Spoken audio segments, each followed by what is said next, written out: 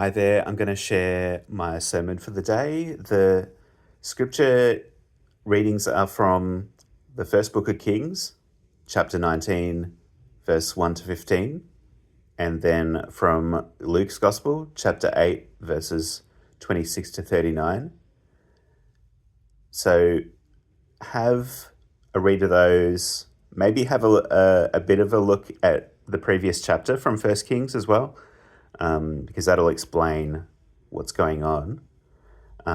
Basically, what's happened is that in this story, the rulers of ancient Israel appear to have introduced foreign gods to their society, and this has led to a huge conflict between people who accept those other gods and people who are only loyal to worshipping the one God of Israel. And Elijah, the prophet, he challenges the prophets of Baal, one of those gods who've been introduced, and he calls down fire from heaven to prove that the one God of Israel is real. And then he kills all of their prophets. You can't lash out at your enemies and get away with it. And so in today's reading, he knows that vengeance is now coming back at him. So he's on the run. So, but yeah, have a read of those and then start the video up again. So Elijah has realized he's in a terrible situation, but I don't think he's realized the horror of what he's done. What he realizes is that he's now in the firing line because of his actions, and it sends him into a really scary place.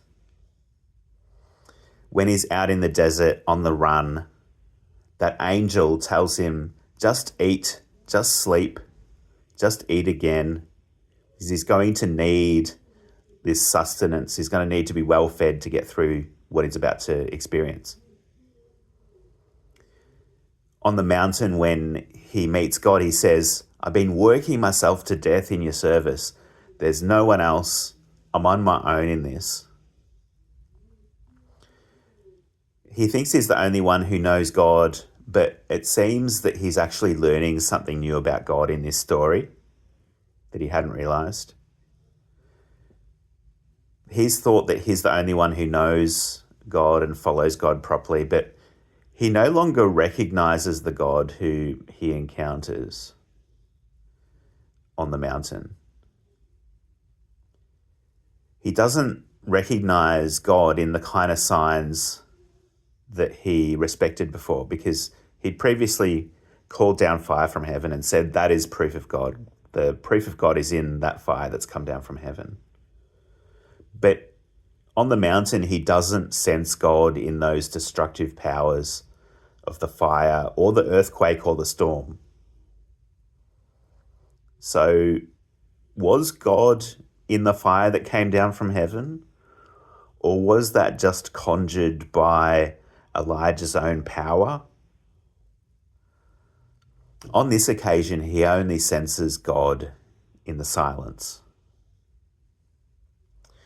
When we're feeling like we're alone, or like we're the only one who's right, or when we feel hatred towards somebody that we're in conflict with, it might be a bit of a red flag. It might be a sign that we need to stop, slow down, eat, sleep, eat, sleep again, take some time to just breathe, go for a walk, be silent, sit in a cave, just focus on our breath. And we might feel different after that. We might realize there are people on our side. In the story that we had a look at, there's the angel who feeds Elijah. There's the servant who he chose to leave behind, who could have been a support to him. And it turns out, if we continue reading, that God says there's actually thousands of others who are still worshipping the one God of Israel, who are still loyal to the one God of Israel. We might realize that there are people on our side and that our enemies are not the monsters that we once thought. In the gospel reading, we encounter somebody who is haunted by a legion. And I wonder about what that means, because a legion is a unit of the Roman army, the occupying force that the ancient church grew up under. I wonder, what does it mean that is haunted by something called a legion, or possessed by something that calls itself legion? I wonder, is he a soldier who's haunted by the violence that is inflicted on the colonized people? Or is he somebody who has been traumatized by witnessing that violence?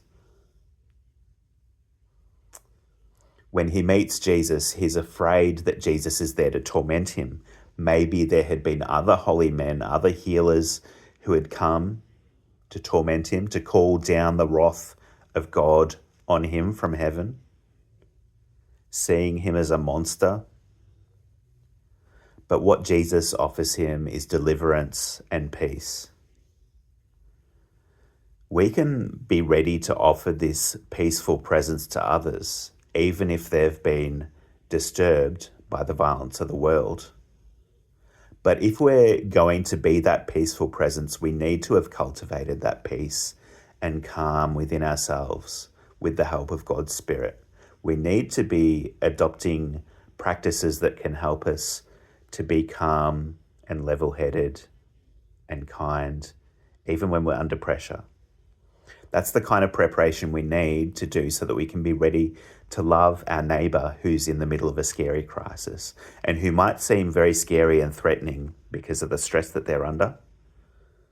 And this is the preparation we need to do so that we can be ready to love our enemy, so that we can keep a cool head when we're engaged in conflict and disagreement, not lashing out at them in our conflict.